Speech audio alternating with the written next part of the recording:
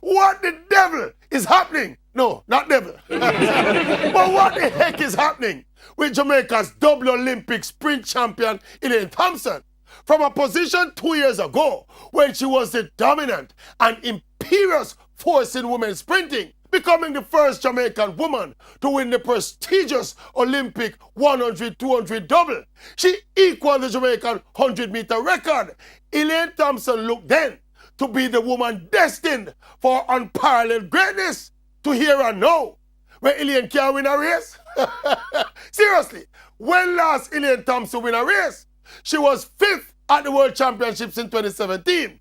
She was 4th in the 200 at the Commonwealth Games. She was 3rd in the 100 meters in the first Diamond League last week. And look, losing some close races is one thing, but Elaine is getting beaten badly by some people who she used to beat left, right, and center.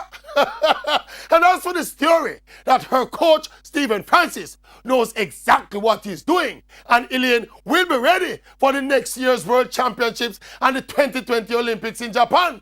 Me don't know about that, because it was at the same World Championships she get the first big beating last year.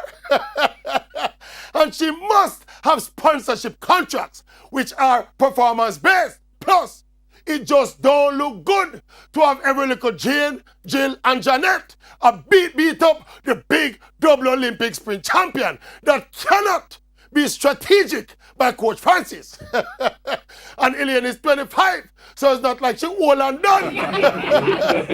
So me I say, what the devil? No. What the heck? No. What one with Elaine Thompson? What one?